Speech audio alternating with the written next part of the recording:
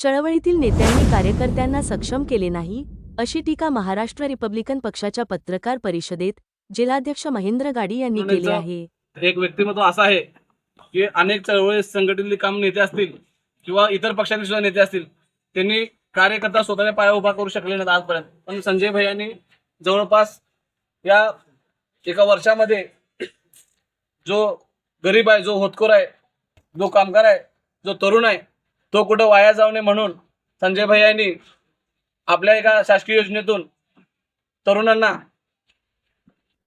125 pickup Bolero गाड्या वाटलेल्या आहेत.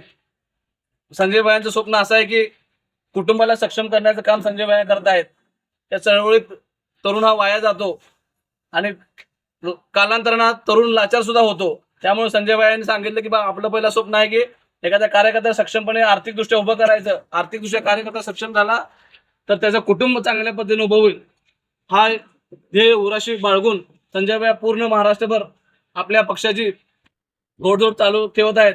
त्यांच्या ह्या उत्तुंग प्रभावाने आम्ही आकर्षक होऊन संजय भैयांच्या पक्षामध्ये आम्ही सर्व TRPच्या कार्यकर्त्यांना सामूहिकरित्या पक्षप्रवेश केलेला आहे.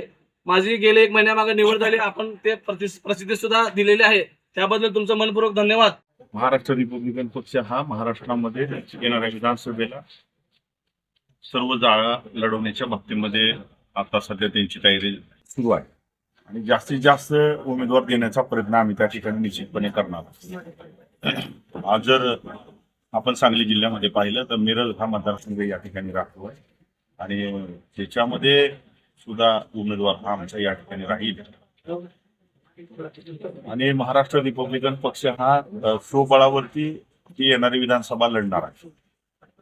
त्यामुळं कुणाचा फायदा होईल, कुणाचा तोटा होईल याचा विचार न करता आज जनतेच्या समोर स्वतंत्र लढण्याचा मानस आम्ही या ठिकाणी ठेवलेला आहे आणि सध्या जर आपण पाहिलं तर बऱ्यापैकी सर्वच राजकीय पक्ष हे बऱ्यापैकी BJPला झालेले ते आपण सगळ्यांनी पाहिलं.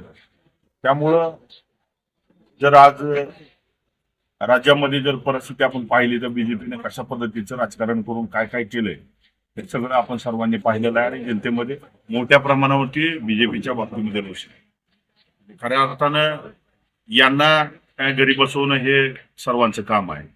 जे चुकीची कामं होत आहेत हे सगळ्या महाराष्ट्राने पाहिलेले आहे. त्यामुळं येणाऱ्या काळामध्ये आम्ही निश्चितपणे महाराष्ट्र रिपब्लिकन पक्षाच्या वतीनं या ठिकाणी येणारी विधानसभा ही ताकदीनं स्वबळावरती लढणार आहे. महाराष्ट्र रिपब्लिकन पक्ष हा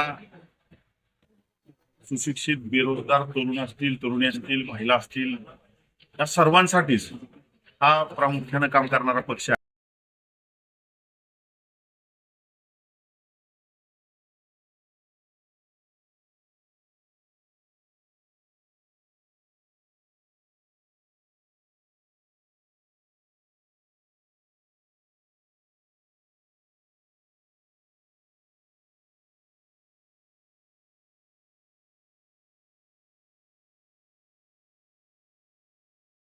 आपण पाहिलेलं आहे की चळवळीमध्ये, आंबेडकरी चळवळीमध्ये अनेक पक्ष काम करतायत, परंतु खऱ्या अर्थानं कार्यकर्त्यांच्या प्रश्नांकडे या पक्षांनी पाठ फिरवली. कदाचित ठराविक काही नेते मंडळींचं चांगलं झालं असेल, परंतु पक्षामध्ये जो कार्यकर्ता ज्या कार्यकर्त्याच्या जीवावरती पक्ष उभा राहिलेला त्या कार्यकर्त्यांकडे दुर्लक्ष झालेलं असं मला तरी वाटतं आणि म्हणून खऱ्या अर्थानं आम्ही तो कार्यकर्ता केंद्रबिंदू मानून त्या कार्यकर्त्यांना स्वतःच्या पायावरती आपण कसं उभं करायचं यासाठी खऱ्या अर्थाने या महाराष्ट्र रिपब्लिकन पक्षाचं काम सुरू आहे.